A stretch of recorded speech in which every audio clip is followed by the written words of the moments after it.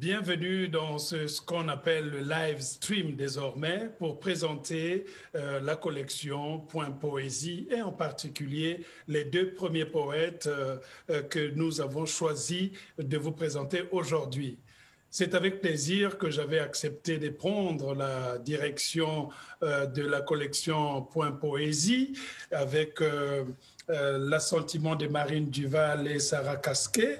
La collection Point Poésie est une des plus grandes collections de poésie en France, j'allais même dire dans le monde d'expression française, puisque elle est aussi dynamique que peuvent l'être les autres collections des grandes maisons, comme chez Folio par exemple. Cette collection Point Poésie a hébergé les plus grands classiques de la poésie mondiale. Ce n'est pas une petite collection sortie tout d'un coup par un hasard. C'est une collection qui existe, qui a hébergé des grands poètes, les Rilke, qui a hébergé la plupart les Pessoa, qui a hébergé les Neruda, etc., etc. Ma venue dans la collection coïncide peut-être aussi avec l'idée de la maison des éditions Point de vouloir étendre peut-être le message que véhicule cette collection. Je suis venu dans mes bagages, avec dans mes bagages des idées, mais aussi des textes. Et parmi ces textes, on peut voir que l'idée principale, c'est de dire le monde. J'ai commencé par ouvrir d'abord le sens même de la notion de la poésie, parce que je sais que la poésie ne se trouve plus seulement dans les recueils de poèmes. Il faut aller la chercher dans les romans, il faut aller les chercher dans la musique, il faut aller les chercher dans les contes, dans les traditions, etc., etc. C'est le sens peut-être des deux principaux textes qui sont présentés aujourd'hui par deux écrivains de talent, Louis-Philippe d'Alembert, qui est normalement de mon côté, il est à ma gauche, mais je ne sais pas si vous regardez là-bas, il doit être à droite. Louis-Philippe d'Alembert, celui qui a des lunettes, grand romancier haïtien, grande voix de la littérature mondiale, parce que je n'aime pas réduire sa voix simplement à Haïti, ce qu'il a écrit est grandiose. Il est donc né à Port-au-Prince, Louis-Philippe d'Alembert. Il a publié beaucoup de romans, beaucoup de poètes depuis 1993, puisqu'il a vécu aussi en France, en Italie, dans le monde entier. Il a même vécu un moment à Brazzaville, dans mon pays là-bas. Il a été professeur invité dans les universités américaines. Il continue toujours à sévir là-bas et dans les universités suisses et allemandes également. Il a été écrivain en résidence à Rome, à Jérusalem et même à Berlin. Et il a remporté notamment le prix Orange du livre il y a 1 an et demi, 2 ans, si mes souvenirs sont bien, avec son livre qui s'appelle « Avant que les ombres s'effacent ». Il a également reçu le prix de la langue française, le choix du Goncourt de la Suisse et de la Pologne, pour son fameux roman qui est devenu pratiquement un incontournable et qui s'appelle « Mur Méditerranée », qui est arrivé également finaliste du Goncourt. Et j'ai senti que sa voix était primordiale pour la collection. C'est pour cela que nous publions Ces îles pleines de sel, son recueil de poèmes, une sorte de patchwork avec d'autres recueils à l'intérieur dont il nous lira les extraits tout à l'heure. On a également, et surtout ça je tenais aussi qu'il soit présent, le grand orateur, le grand poète, la grande voix peul, comme on dit chez nous, Souleymane Diamanka. Souleymane Diamanka et moi, nous avons déjà une histoire artistique. Je l'ai connu d'abord avec son album L'hiver Peul, mais par la suite, nous avons travaillé ensemble puisqu'il il a interprété une chanson que j'avais écrite, Black Bazar, dans laquelle il avait rajouté des paroles peul. C'est un slammer, c'est un rappeur, c'est un diseur de mots, c'est un défenseur de la tradition de l'oralité, cette oralité justement qui coule dans ses veines de poète. Il est bordelais, mais on aime dire bordelais d'origine peul. Et lui, il joue avec les mots, il jongle entre les langues. Et ses textes poétiques, justement, sont beaucoup métaphoriques et ont constitué son premier album qu'il avait publié en 2007 et qui s'intitulait L'hiver peul. Il a également publié J'écris en français dans une langue étrangère et écrire à haute voix. C'était un projet de coécriture. Et donc aujourd'hui, ce grand recueil, Habitant de nulle part, originaire de partout, est son troisième ouvrage. Et avec son troisième ouvrage, eh bien, il devient classique de la collection Point Poésie. Et cela me fait trop plaisir. Donc, sans plus tarder, parce que ce n'est pas moi le poète aujourd'hui, on va procéder ainsi. On va donner la parole à Louis-Philippe d'Alembert qui va nous lire quelques extraits de sa poésie. Puis par la suite, il reviendra, on lui posera 2 questions, 3 questions, on en discutera un tout petit peu. Puis Souleymane Diamanka fera le même exercice. Et à la fin, je vous présenterai une grande dame que nous allons publier en poésie, mais je garde ça tout à l'heure parce que c'est une poésie aussi à consommer secrètement. Nous demandons donc gentiment à Louis-Philippe d'Alembert d'aller nous lire les extraits de son recueil, ensemble de recueils qui paraissent aux éditions de Seuil, Ces îles de plein sel. Après l'immense décimation, il y eut la folle et amère déportation, qui aujourd'hui encore fait trembler les corolles de l'océan. Ce fut une profonde coulée comme l'histoire n'en avait jamais vue depuis des millénaires. Une coulée de chaînes et de pleurs, une matricielle coulée entend tels 10 000 chevaux fous la savane embourbée de la mémoire commune. Et siècle après siècle, sur les lèvres sombres des griots, il fallut apprendre chaque blessure de cette histoire dilacérée dans les grands vents, sans nulle légende ou accrocher l'espoir. Elles parlèrent de thanatophiles traversées, de nuits d'ouragans et de canets en feu. C'était avant le monde tout entier écartelé, avant les peuples sous tutelle du nord au sud, de l'est à l'ouest, juste à la lisière de l'impérialisme des points cardinaux. De quelle orbite germera le salut, le seul requis depuis l'immémorial des âges? L'histoire, lors, s'écrivait en conquête cupide et en évangélisation sanglante. Ces pages les plus obscures et dictant les stigmates de la démence, érigées en règles morales et en préceptes religieux. Puis vint le temps des soleils bicolores et des hymnes spongieux, repus du sang même de leurs fils et de leurs créateurs. L'histoire, folle rivière, en vain chercha sa source, rôtissant le mythe de Sisyphe, au fil de ses bavures et de ses chants de deuil. Et la terre et ses débordements d'éternité entière compteront la syncope de ses mélopées, dont l'océan fut le témoin horrifié. Nul vent ne pourra oublier ces larmes vives et inlassables. Ce fut le renouvellement traduit dans toutes les langues de la terre, du chant allègre des crosses et des pommeaux aveugles. On trancha la gorge aux causettes langoureuses des tambours et aux blouses du marron voyageur, mais en ne pensant pas aux lambis terrés au tréfonds des écumes. Leurs conques auront été les héros agaçants de la plus verte déflagration de l'histoire de l'humanité. L'écho fut enterré. Nous vécûmes de part et d'autre à l'exemple de nos pères, dans l'hypocrisie des songes inexpliqués, hors du sermon des dieux. Alors, l'écume de l'histoire, à nouveau, fit entendre sa déchéance aux 4 coins de la sphère terrestre. Nous nous réveillâmes dans l'acier des ghettos et des faubourgs affamés. Puis il y eut tous ces départs et tous ces renoncements, ceux qui sont partis et ceux qui sont restés, ceux qui sont partis de n'avoir pas pu rester, ceux qui sont restés de n'avoir pas pu partir, ceux qui sont partis pour n'avoir pas osé rester, par peur de crever ou à la recherche du pain distrait, et ceux qui sont partis comme ça, pour partir, pour n'être plus là. Puis le temps fit tous ces morts sans vie et sans couronne de muguet. Combien étaient-ils dont les cils n'auront pas souri à la marche du soleil? Ils étaient de ceux qui partirent pour rester, ou pour revenir, le cœur bondé de rêves, mais aussi de ceux qui restèrent impavides pour n'avoir pas voulu partir. Ils étaient tous enfants de ta brûlante chair, ô Haïti, qui offrirent ensanglanter leur rire et leur trépidante jeunesse au fusil du Cerbère.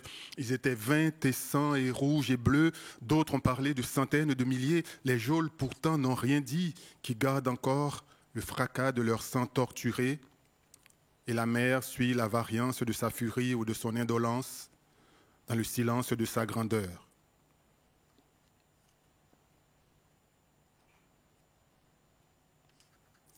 Ce fut silence, comme on en avait tant vu, depuis ces vieilles marées emmêlées de séismes et d'ouragans. Silence de sable et de rideaux morts dans le vent, ce fut silence sur fond d'errance, sur fond d'enfance, ivre de mort et de rêves torturés derrière ces larges cyprès. Tant d'aubes se fut rêvées des hautes lunes qui jamais n'enfanta de saison d'embellie, tant d'aubes rêvées jusqu'à l'obsession et ces veines prébandes arrimées au fronton des nuits d'ombre. Nul ne sut voir les doigts noués du vent et de la mer lancer aux étoiles ses rêves liminaires et aux lèvres trop lestes voilées d'absinthe. Et un matin, le Verbe perdit les échos de la création, s'éparpillant dans des dédales de sable et de végétaux déchus. Quels effluves parlèrent de ces vaisseaux morts pour forger d'inédites et vénales légendes quand tout un peuple se vautrait dans son ignorance marine et un matin, le Verbe se confondit avec le fracas des ténèbres. Ce fut silence qui parla si fort. Et ces îles de tempête qui creusent sillons de lune, en quel lieu et quel âge, quand le soleil fuyait la sécheresse des écumes? Voyez, étoile bifide, le jour suspendu, lent désert d'amiante, ruminant son passé d'effluves grisâtres, serpentine chevauchant inlassable les eaux démontées pour s'arrêter généreuse à chaque blessure nouvelle, se regorgeant à grand fort de fratricide de notre insularité figée. Le vent, le vent dans les voiles gorgés de sang, le vent brassant ses yeux de fond en comble rivés à la surface des eaux et des songes crevés, ignorant la profondeur marine, la seule, l'unique détentrice de l'absolu du monde. Le vent gorgé du silence de la nuit et des voyageurs forcés. On ne saura jamais par quelle lune consort, ni quelle brise dans le beaupré. Et si c'était les bras de la nuit? Bien sûr, l'aube, enfouie dans ses lumières, mais réclamant d'une main ce qu'elle gommait de l'autre. Les mots, mère, les mots en grappe, les mots nombreux, en pluie, les mots déferlant des lèvres au coin du feu, les mots lointains de leurs deux rives, n'ont pas tenu les vrais annales. Et nos linteaux épars. Le vent de l'intérieur des terres qui ne savait des eaux la mouvance ni l'existence, ni que la terre tournait poussée par sa vaillance. Le vent à la rencontre des eaux, écrivant la nuit comme une longue coulée de misère. Le vent, et ces bras d'aube nuit qui nous portèrent sur cette terre nouvelle, sans souvenance aucune de leur contrée malhabile. Nous avons depuis pactisé avec le cuivre, charrier l'aube et la nuit au plus fort de notre mépris, le cuivre debout au bord du gouffre, mais s'accrochant à sa dignité d'homme. Nous porterons sa terre dans le vent vrai. Et vent frileux, gère, sans pouvoir rejoindre ses lointaines racines ensevelies sous des trombes d'étoiles. Surtout, ne pas s'arrêter aux songes multiples, à la fumée trop bleue des cils. Chaque sourire du printemps couve sous ses ailes engrais et semences voûtés à la matrice même de la vie. Chaque parfum d'aube est une invitation au marécage. Je, nuages frivoles et volettes d'azur en ciel, mais bannissant la pluie de mes pas. Que peut l'odeur des prés si les regards se sont tus à la terre des autres, jusqu'au bout, ivres d'errance, comme suspendus entre deux eaux, et porter ces chants insulaires hors des brigades d'ombre. Or, ruisselant là-bas, ces racines lacustres, uniques pavillons, le rire maquille les nuages des chemins, ne pas miser surtout sur les vaine caresse avec la nuit, ni les gorges chaudes des saisons. Chaque étreinte bue est une chaîne au pied du temps, et l'air ne coule plus, sinon de la mouvance des mots. Partir toujours, fleuve inlassable en quête de sa source, les jours vivent de la griserie des mers battues, même rééditées, pour nul ailleurs partir et conjurer le verbe, germant d'inutiles rêves à la croisée des doutes. Car en toute part, le silence a planté ses verreries insipides, pourvu que l'encre ne divorce pas des voiles.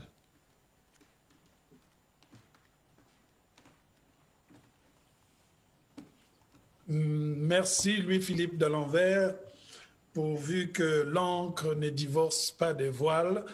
J'ai vu avec, je pense que le public aussi qui suivait cette lecture touchante, j'ai vu avec quelle force la poésie pouvait dire ce qu'il y avait de plus angoissant pour nous à cette période, dans ces temps-ci. Et c'est pour cela que la question qui me vient à l'esprit, on sent en toi le besoin peut-être de rapprocher l'histoire avec les temps présents aujourd'hui. Dans quelle mesure peut-on dire que la poésie est aussi peut-être le langage essentiel pour expliquer nos problèmes contemporains? Oui, encore plus pour moi qui viens d'un pays comme Haïti. On a toujours été dans l'urgence d'une certaine façon. Et là, nous faisons face aujourd'hui, tout le monde, je veux dire. C'est pas par hasard qu'on a utilisé la notion de pandémie. On est en train de vivre quelque chose de complètement nouveau. Et tout le monde est en train de faire face à cette pandémie-là, à tout ce que ça peut générer aussi comme angoisse, comme peur, comme doute chez les gens. Mais en même temps, moi, c'est peut-être dans mon ADN presque, j'ai envie de dire, mais je ne perds pas l'espoir. Et je crois que la poésie, venant de cette tradition, cette longue tradition poétique haïtienne, la poésie m'a toujours aidé, m'a toujours accompagné pour justement, dans des moments aussi difficiles. C'est l'écriture, du moins pour moi en tant qu'écrivain, c'est l'écriture de l'urgence. C'est l'écriture de l'immédiateté quelque part. Et quand on vit des phénomènes nouveaux comme ça, des phénomènes complètement méconnus de tous, j'ai envie de réagir et je réagis, comment dire, par la poésie. Et ces peurs qu'on peut ressentir, ces angoisses, eh bien, je crois que la parole poétique amène, peut-être pas à les dépasser, mais je dirais à soulager. Et la parole poétique, pour moi, j'allais dire pour nous, c'est une parole de partage. C'est pas une parole qu'on garde pour soi.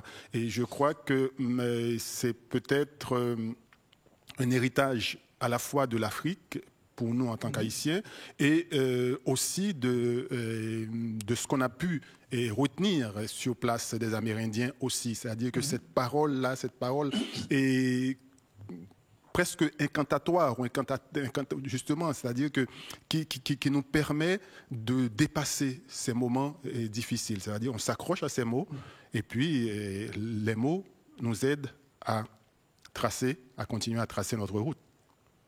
On voit aussi dans cette poésie, tu t'intéresses beaucoup aux questions de la migration, des migrations, aux questions des départs, aux questions vraiment du questionnement même de l'histoire.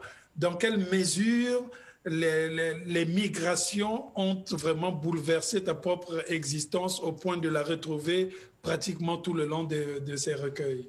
Ah oui, c'est-à-dire je suis fils de migration et quelque part forcée, c'est-à-dire que nous autres Américains, je dis Américains dans le sens large du terme, du continent américain, c'est-à-dire que on est tous fils de la migration, hormis les natifs, les quelques natifs qui sont restés en Amérique du Nord, mais dans la Caraïbe, ils ont pratiquement tous disparu. Donc, c'est-à-dire que ceux qui sont arrivés, qu'ils soient arrivés sur le pont du bateau ou dans la cale du bateau, mais on est tous venus d'ailleurs. Et nous, quelque part, on a hérité de cette histoire-là. Cette histoire, qu'on le veuille ou non, participe de ce que nous sommes, participe de notre identité.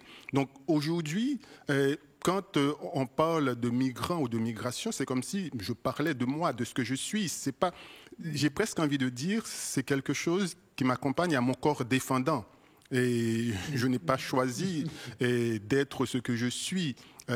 Comme personne ne choisit d'être ce qu'elle est ou ce qu'il est. Donc, j'ai été, je suis, comment dire, caribéen, c'est-à-dire que porteur de cette histoire-là et de cette histoire très complexe, mais très, très riche aussi. Mais c'est une histoire qui participe de mon ADN, qui participe de mon identité. Et ce n'est pas par hasard qu'on retrouve les traces de cette histoire-là dans ma poésie, qu'on la retrouve aussi dans comment dire, ma prose. Le dernier roman, et notamment Mur Méditerranée, dont tu as parlé tout à l'heure, eh bien, dans ce dernier roman, c'est forcément l'histoire des migrants. Mais l'histoire des migrants, pas, même si je parle des migrants d'aujourd'hui, mais je parle d'autres migrants. C'est-à-dire, moi, haïtien, si je parle de gens qui voyagent aujourd'hui, en 2020 ou en 2021, dans la cale d'un bateau, je n'en parle pas innocemment, même si je ne fais pas allusion à l'histoire qui date de 2 siècles ou de 3 siècles, et en fait.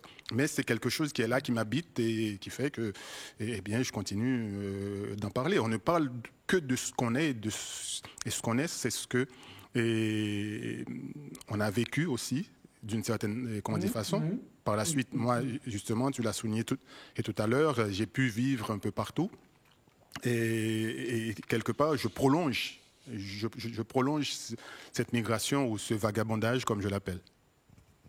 Et jusqu'alors, tu es désormais connu comme un grand romancier, un grand prosateur, mais on ne connaissait pas trop forcément de manière publique ta casquette poétique. Qu'est-ce que cela, ça c'est la coquetterie du directeur de collection, qu'est-ce que cela fait aujourd'hui d'entrer dans la collection Point Poésie et de côtoyer les classiques de la poésie? Ah ben, c'est fait une grande, j'allais dire fierté, mais c'est peut-être pas le mot juste, mais c'est quand même quelque chose pour moi de marquant parce que c'est une collection que j'ai toujours adorée, dans laquelle j'ai découvert de grands poètes et j'en ai vu tout à l'heure, tu en as parlé de Pessoa, tu as parlé de Rainer Maria Rilke, tu aurais pu parler de Césaire, tu aurais pu parler de Senghor ou de tant d'autres poètes que j'ai découverts, comment dire, dans cette collection-là. Donc figurer dans cette collection-là, pour moi, aujourd'hui, c'est quelque chose d'extraordinaire.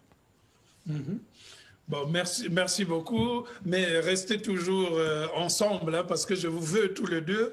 On va maintenant écouter l'oralité de mon ami Souleymane Diamanka, qui a publié chez nous, dans la collection Point Poésie, ce recueil, Habitant de nulle part, originaire de partout. Tous les 2 recueils, je vous rappelle, sont déjà en librairie depuis le 25 février. Donc, on va écouter la parole, la prosodie poétique de Souleymane Diamanka avant qu'il ne revienne nous parler un tout petit peu. Souleymane Diamanka, habitant de nulle part, originaire de partout. Un nouvel être s'apprête à naître sur notre belle planète. Pendant que ma plume pleure de joie sur ce papier à lettres, un nouvel être s'apprête à naître. Un héritier de l'arc-en-ciel, un citoyen du nouveau monde. Ses parents lui donneront un nom et la lumière lui donnera une ombre. Quand un enfant a faim et froid à l'école de la vie, c'est toute l'humanité qui souffre à la récré. Quand un enfant joue les yeux pleins de joie et le cœur ravi, c'est toute l'humanité qui s'ouvre à l'art et crée. Tant qu'on entendra les enfants chanter les mélodies de l'âme, c'est que la terre est encore en bonne santé et que la maladie est loin. C'est pour tous les enfants peuplant cette belle planète bleue, c'est pour tous les héritiers de l'arc-en-ciel. Dans leur cœur, il y a des sourires, il y a des pleurs, il fait soleil et il pleut. C'est pour tous les héritiers de l'arc-en-ciel. Regarde, les artistes jouent comme des enfants et les enfants jouent comme des artistes. Les héritiers de l'arc-en-ciel sont chez eux sur la planète entière. Regarde autour de toi, partout où l'art t'encercle. C'est pour tous les enfants peuplant cette belle planète bleue. C'est pour tous les héritiers de l'arc-en-ciel. Dans leur cœur, il y a des sourires, il y a des pleurs, il fait soleil et il pleut. C'est pour tous les héritiers de l'arc-en-ciel. Et si toi aussi ton arbre généalogique est un eucalyptus arc-en-ciel, si toi aussi tu connais la magie du mélange des matières que seul l'art t'enseigne, si toi aussi tu as déjà entendu parler de la légende du déluge et de la grande arche ancienne, alors tu sais que l'humanité ne compte qu'un seul peuple vu de tout là-haut. Un seul peuple avec plusieurs langues, plusieurs cultures et plusieurs couleurs de peau.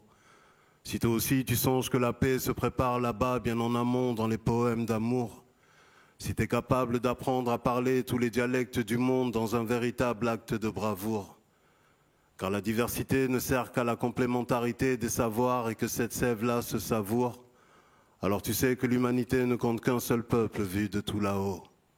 Un seul peuple avec plusieurs langues, plusieurs cultures et plusieurs couleurs de peau.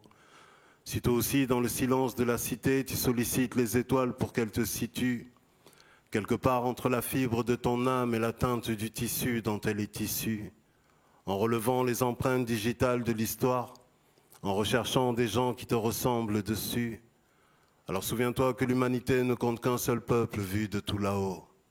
Un seul peuple avec plusieurs langues, plusieurs cultures et plusieurs couleurs de peau.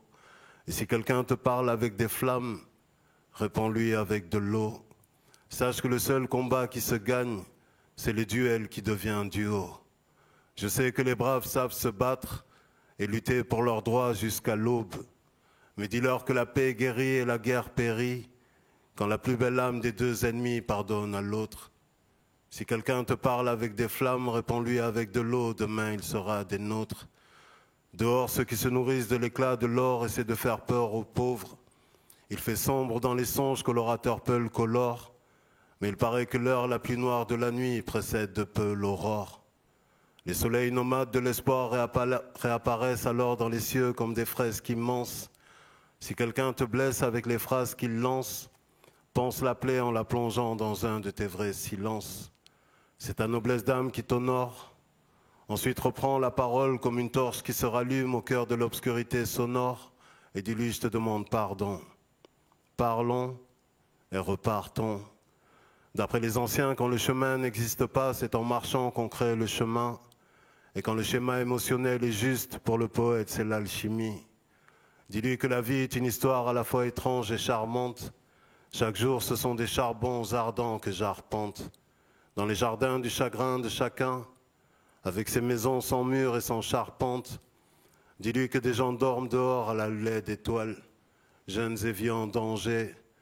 Les yeux rouges et les dents jaunes, certains ont les jambes mauves, la peau froissée par le froid, des gens pauvres, des sosies sociaux, des genres d'ombre, perdus dans des légendes mortes, tandis que la nuit traduit la misère moderne et son jargon.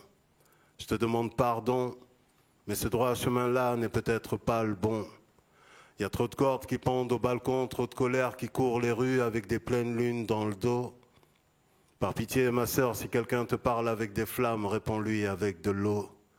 Et regarde bien, regarde bien. Les âmes errantes n'ont pas semé leurs anges gardiens. L'espoir et la lutte sont des fleurs du destin qui peuvent perdre leurs pétales fins, mais pas leur parfum. Et si toi aussi c'est à la planète Terre que t'appartiens, je te demande pardon. Parlons et repartons. Personne n'est là par hasard. À 16 ans, je me suis jeté dans le vide, un micro à la main. Et j'ai atterri sur scène devant vous, quelques milliers de lendemains plus loin. La voix pleine de sourires et pleine de larmes. Sincère comme ce père noir qui repart en pleurs d'un parloir. J'ai eu la chance quelque part d'avoir été sauvé par l'art oratoire. Les douleurs perdent de leur lourdeur lorsqu'on les partage. Même si la plupart d'entre elles ne partent pas, c'est pas grave, quand on s'écoute, on s'entraide. Les soirées poésie, c'est regarder des êtres humains qui essaient de battre des ailes. Dès le départ, l'auditoire prépare nos victoires.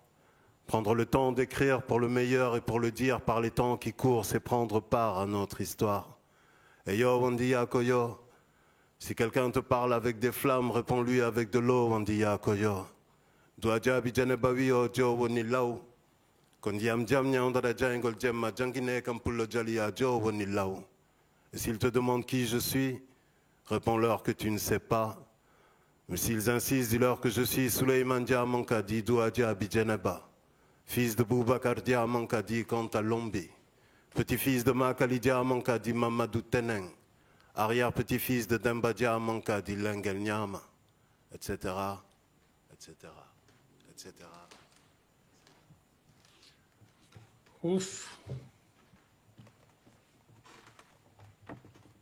Souleymane Diamanka, Oui. habitant de nulle part, originaire de partout.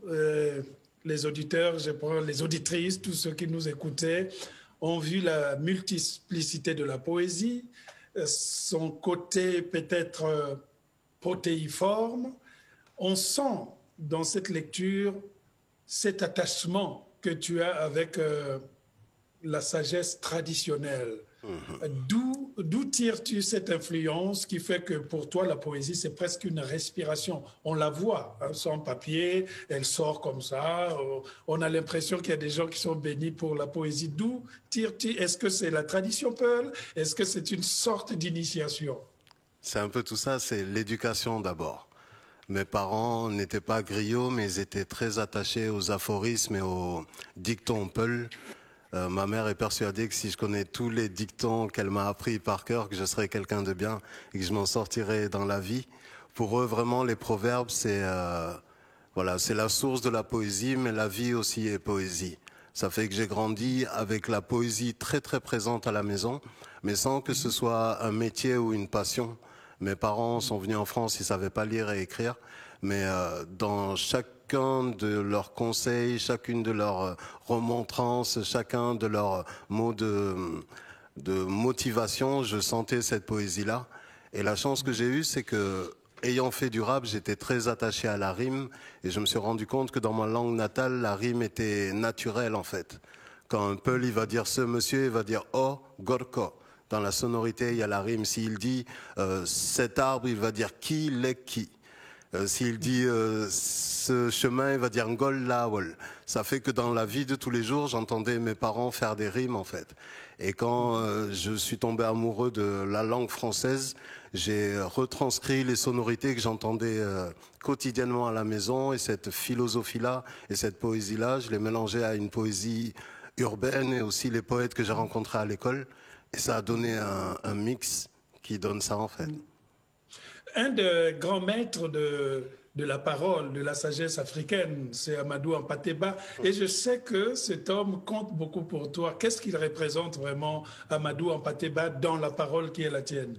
Il représente la langue Peul, l'état d'esprit Peul dit en français en fait. Parce qu'à chaque fois que quelqu'un vient d'une communauté, d'un pays et qu'il emprunte une langue, dans cette langue-là, il va ramener toute la sagesse de son peuple et tout un état d'esprit en fait. Et aux Aubiers, le quartier où j'ai grandi, il y avait des gens qui venaient de la Turquie, de Pologne, du Maroc, tout ça, et je me rendais compte que dans leurs proverbes qu'ils traduisaient en français, il y avait tout l'état d'esprit de leur pays qui venait. Et j'ai eu cette chance-là avec Amadou Hampâté-Bâ. Dans chacune de ses paroles, je me disais, si mon père il avait étudié et qu'il maîtrisait le français, ce serait peut-être dans cette langue-là qu'il m'aurait éduqué. Et très tôt, lui, il a enregistré à chaque fois qu'Amadou Hampâté-Bâ passait à la télévision. Même si lui, il ne maîtrisait pas la langue française, il a enregistré pour ses enfants parce qu'il a toujours considéré Amadou Hampâté-Bâ comme un trait d'union entre cette vie ici en Occident, cette langue, et la langue et le pays d'où lui venait. Très tôt, on avait des CD d'Amadou Hampâté-Bâ et je l'ai plus entendu que lu, Amadou Hampâté-Bâ. Je l'ai plus entendu que lu. Peut-être aussi c'est le sens de la poésie. Et ce qui est intéressant, ton recueil Habitant de nulle part et originaire de partout, donc qui sort dans notre collection Point Poésie, a été préfacé par une grande voix aussi de la parole, Oxmo Puccino. Oxmo Puccino, quand je lui ai demandé, voilà, je dois publier le recueil de poèmes de Souleymane Diamanka, il a dit, mais naturellement, c'est un homme de la parole. Et il a préfacé. Qu'est-ce que ça te fait d'avoir été préfacé par un grand frère? Un grand frère est aussi une légende du hip-hop. C'est un des rares, Oxmo, qui était là quand le rap était à l'état embryonnaire en France. Il faisait déjà partie des personnes qui se distinguaient par sa plume et il a su traverser toutes les périodes. Ça fait 30 ans qu'Oxmo est là, qu'il a réussi à se renouveler. Et Oxmo, c'est une musicalité, c'est une plume. Et c'est le poète du hip-hop, en fait. Il est la référence de tout le monde. J'ai eu la chance de le rencontrer au festival Étonnant Voyageur au Mali. Et on a énormément parlé d'oralité, de lecture. Parce que je lui disais que j'avais pas cette culture-là de lire des livres. Moi, mon éducation, c'est surtout discuter avec des personnes et de les écouter comme si je lisais un livre. Et il me disait que peut-être que j'allais passer à côté de beaucoup de choses en ratant des plumes qui pourraient vraiment m'impacter aussi bien artistiquement qu'humainement. Et il me disait aussi qu'il fallait que je répertorie tous mes textes, parce que j'en ai écrit des centaines peut-être depuis que j'ai 7 ans, mais ceux que je partage, c'est seulement ceux que je récitais sur scène ou ceux que j'enregistrais en studio. Et ça fait que beaucoup de mes textes, le public ne les rencontrait pas. Et il m'a parlé comme un grand frère en me souhaitant qu'un jour je puisse répertorier tous ces textes et pouvoir les proposer sans ma voix, sans ma musique, que les mots fassent leur chemin aussi tout seuls. Donc c'est un grand honneur d'avoir Oxmo en préface. Et Louis-Philippe d'Alembert, qu'est-ce que ça te fait de voir également le slam, le rap, les textes des artistes intégrer le grand répertoire de la poésie? Parce que je sais que ta poésie, elle est aussi la parole. Ta poésie, on l'aurait pu faire lire à Souleymane, qu'on aurait cru que vous êtes tous fait du même bois. Qu'est-ce que ça te fait, cela? Pour moi, il n'y a pas de poésie sans cette parole-là. Et justement, et ce que j'aime dans ce que Souleymane a dit, et ce que je dis aussi à d'autres, par exemple, actuellement, je suis titulaire de la chaire d'écrivain en résidence à Sciences Po, Paris, et je travaille avec les jeunes aussi, comment dire, sur la poésie, et je leur explique justement que il n'y a pas de poésie sans cette parole-là. Mais en même temps, justement, je leur fais écouter du slam. Justement, j'ai fait écouter notamment, ça me fait plaisir que vous en ayez parlé, je leur ai fait écouter un texte de Oxmo Puccino justement sur l'enfance et de leur faire comprendre que ce qui est intéressant aujourd'hui, c'est que c'est exactement ce que Souleymane vient de dire. Un certain nombre de jeunes qui n'étaient pas intéressés à la poésie écrite, qui ne lisaient pas et qui sont venus à la poésie par le slam. Et qui, je me rends compte, beaucoup d'entre eux, aujourd'hui, en viennent aux rimes. Et c'est très difficile maintenant de leur expliquer qu'il y a une poésie moderne qui n'est pas rimée non plus. Ils n'arrivent pas à comprendre. Et que pour eux, eh bien, quand on dit la poésie, c'est Oxmo Puccino, c'est Grand Corps Malade, c'est d'autres. Mais peu importe la voix VOIE, et par comment dire, laquelle elle est passée pour arriver à eux, mais c'est ça le plus important, qu'ils puissent aujourd'hui avoir de la poésie. Et comme Oxmo a expliqué à Souleymane, qu'il a ramené Souleymane au livre, donc j'essaie, avec les jeunes souvent, de faire la même chose. Mais il y a une passerelle. C'est-à-dire, pour moi, il n'y a pas une poésie qui serait une poésie, je veux dire, de salon, et une autre qui serait une poésie de cuisine. Non, il y a une vraie passerelle entre les deux. Et Souleymane, tout comme Louis-Philippe d'Alembert, qui enseigne aussi un peu la création poétique à Sciences Po, je sais que tu fais beaucoup d'ateliers d'écriture, tu interviens dans les quartiers les plus déshérités, tu fais aimer la littérature aux jeunes gamins. Sur ton site, sur ta page Instagram, on voit des photos où tu es en train d'enseigner de la poésie avec le masque. Qu'est-ce que les ateliers d'écriture peuvent aujourd'hui apporter à la littérature ou surtout à la poésie? Ça crée, je reprends le mot de Louis-Philippe, ça crée une passerelle en fait. Ces jeunes-là, quand je les rencontre, je leur dis que avant de chercher à écrire quelque chose de beau, qu'ils cherchent à être sincères.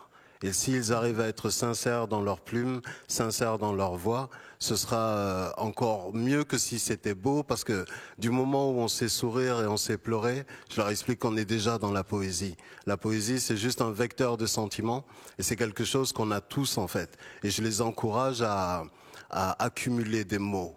Je leur explique que c'est ça la première richesse. Que souvent on nous a expliqué qu'il y avait les gens qui avaient beaucoup d'argent d'un côté et ceux qui avaient moins d'argent de l'autre. Mais moi, avec l'âge et les rencontres, je me rends compte qu'il y a ceux qui ont beaucoup de mots d'un côté et ceux qui en ont moins. J'ai entendu un linguiste dire une fois qu'on ne peut pas se défendre si on a 700 mots contre quelqu'un qui en a 25 000.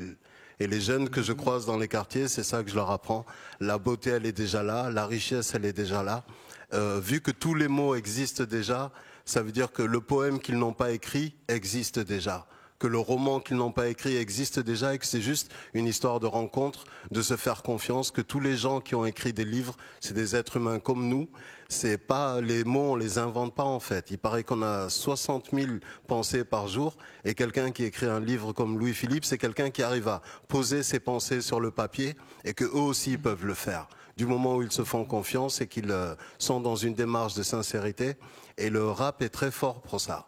Le rap a montré que c'est un mouvement qui est né dans la rue. C'était la fête des pauvres, les blocs parties, tout ça. Et au micro, ils ont commencé à s'inventer une certaine richesse au-delà de leurs mots. Et maintenant, c'est la musique la plus écoutée dans le monde, alors qu'au départ, on disait que c'était juste une mode. Et pour revenir à la rime, elle est très importante dans le rap parce que comme c'est la musique la plus écoutée dans le monde, je me suis rendu compte en faisant des ateliers un peu partout que souvent les jeunes écoutent du rap américain mais ne comprennent pas les paroles, mais ils y sont attachés quand même. Et s'ils y sont attachés, c'est que c'est ce travail-là sur les rimes qui fait que même si je comprends pas l'anglais, si l'auteur il a fait des rimes multisyllabiques, ça veut dire qu'il y a une deuxième lecture qui est possible. Les mots, ils ont une vibration. On peut ressentir ce que l'auteur a dit, même si on ne comprend pas sa langue. Et c'est ça, une des plus grandes richesses du hip-hop et du rap. Et je mets ça en avant. Et je leur dis que c'est juste... voilà, c'est comme de l'eau qui change de récipient, mais les mots qu'utilise Victor Hugo et les mots qu'utilise Oxmo Puccino, ils viennent du même dictionnaire, quoi. Voilà, ça c'est dit de façon judicieuse. Et peut-être une dernière question pour tous les deux avant de vous présenter une collègue qui reviendra vous rejoindre dans la collection. Aujourd'hui, on pense, on recherche les moyens les mieux adaptés pour vulgariser la poésie. Quel est selon vous, dans votre propre intime conviction, quel est selon vous le meilleur moyen de donner accès justement aux jeunes, donner accès à la poésie aux jeunes? Je dirais d'aller à leur rencontre. D'aller à leur rencontre et de leur dire que la poésie, elle est déjà là en fait. C'est juste l'aider à pousser. Mais que c'est pas quelque chose qui appartient à une certaine élite ou la poésie de salon. La poésie, elle est déjà là. Parce qu'une maman, quand elle éduque son enfant, l'enfant, il est au balbutiement de son langage. Pour que l'enfant comprenne, elle est obligée de faire des métaphores, elle est obligée de faire des comparaisons. Elle est déjà dans un langage poétique. Je pense que la poésie est inhérente à la nature humaine. Elle est déjà là, mais juste lui faire plus de place. Mais j'ajouterais, encore une fois, je reviens à la dimension et, comment dire, parler, presque orale, plutôt, voilà le mot de la poésie. Et même quand c'est une poésie écrite sur papier, publiée sur papier, ça reste très, très important. Par exemple, pour nous, et pas uniquement pour ma génération, même ceux d'avant, et moi et ceux après moi, on a eu en Haïti, je parlais de cette tradition de poésie, un poète qui s'appelle Anthony Phelps, qui est encore vivant. Et ce poète a écrit un disque à l'époque, un 33 tours, un long poème qui s'appelle Mon pays que voici, et qu'il a lu sur disque.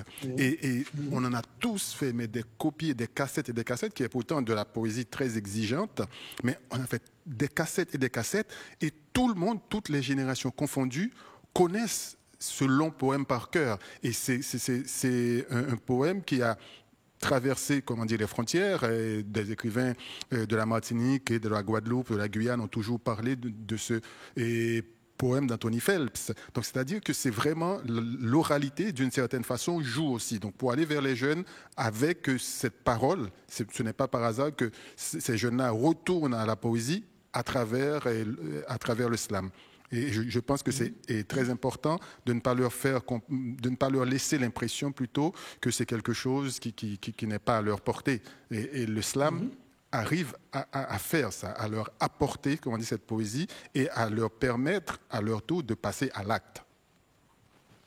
Merci beaucoup, Louis-Philippe d'Alembert. Juste pour ceux qui viennent de nous rejoindre, vous rappelez que nous sommes en train de présenter, on a lu des textes de Souleymane Diamankal, on a lu les textes de Louis-Philippe d'Alembert. Nous sommes en train de présenter la collection Point Poésie qui édite de la poésie et 2 recueils principaux sont sortis depuis le 25 février. Ces îles de plein sel de Louis-Philippe d'Alembert, romancier, écrivain d'origine haïtienne, et puis oh là là, que je ne me trompe pas, habitant de nulle part et originaire de partout, le grand recueil de Souleymane Diamanka, bordelais d'origine Peul, qui nous a lu avec émotion les passages de ce recueil-là. Ces deux recueils sont disponibles en librairie actuellement et les deux auteurs que nous avons publiés ce 25 février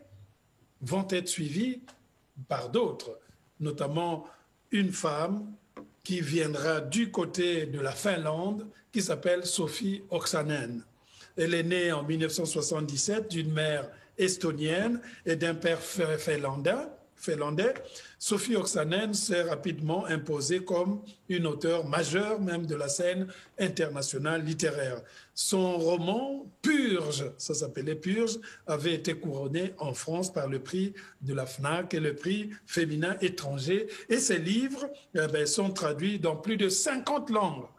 Et donc Sophie Oksanen va faire son entrée le mois prochain, en avril, dans la collection avec un recueil qui s'appelle Une jupe courte, dont j'ai voulu un petit extrait et vous verrez que toute cette poésie va dans le même sens. Toute cette poésie est une poésie de la parole. Il y a toujours une soirée quelque part, toujours un parc et des packs de bière quelque part, toujours un bar quelque part, quelqu'un d'accueillant qui sourit, toujours quelque part, quelqu'un d'autre que moi. Il y a toujours une nouvelle meilleure amie quelque part. Il y a toujours une avant-soirée et une après-soirée. Toujours quelqu'un qui t'appelle et t'invite parce que tu bois trop bien. Personne ne boit aussi bien que toi. À l'après-soirée, quand les bars et les alcools ouvrent, tu es très brêle à 2 grammes. Même à 3, tu n'oublies pas de dire pardon et merci.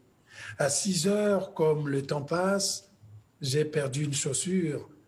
Tu continues et je quitte en boitant l'après-soirée.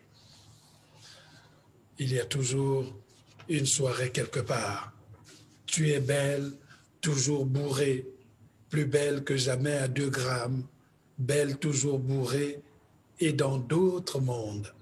Il y a toujours une soirée quelque part, toujours un parc et des packs de bière quelque part, toujours un bar quelque part, quelqu'un d'accueillant qui sourit, toujours quelque part, quelqu'un d'autre que moi. Ce recueil est suivi d'un grand texte contre les violences conjugales qui sont faites aux femmes. Et c'est un livre événement qui sortira en avril, un livre qui a eu beaucoup d'écho du côté de la Finlande. Et nous sommes heureux de publier ça dans notre collection Point Poésie. Ce qui revient à dire que cette soirée de présentation, soirée en France, et ici aux États-Unis, il est encore, que je regarde, il est encore 10h50 du matin. Cette soirée française et cette matinée de Los Angeles sur la collection Poésie va s'achever. Ce qu'on va vous demander, c'est de réserver un accueil très, très chaleureux à ces 2 recueils de poésie parce que le destin de la poésie dépend de vous aussi, les lecteurs. Si le lectorat est là, si les lecteurs croient en la poésie, eh bien la poésie survit. Et si la poésie survit, c'est un des grands langages que nous défendons. C'est un moment important dans la conquête de notre humanisme. La poésie a sauvé. Pour ceux qui viennent d'Afrique comme moi, vous avez connu ce mouvement qui s'appelait la négritude, la valorisation des civilisations africaines. C'est par la poésie que beaucoup de gens ont reconquis leur identité. Mais ce ne sont pas que les Africains aussi, ceux qui souffrent dans le monde arabe, ceux qui souffrent du côté de l'Amérique latine, ceux qui souffrent en Asie ont été sauvés par la poésie.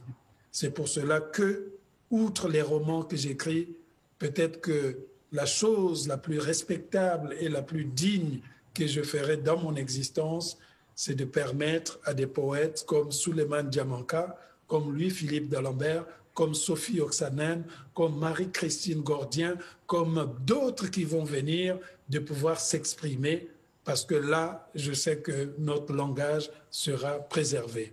Vous pouvez allez sur notre site www.edition.com ou dans les pages Facebook des Éditions Point pour voir toutes les parutions, pour voir toute la collection et bien entendu pour trouver les 2 livres de Souleymane Diamanka qui sont ici.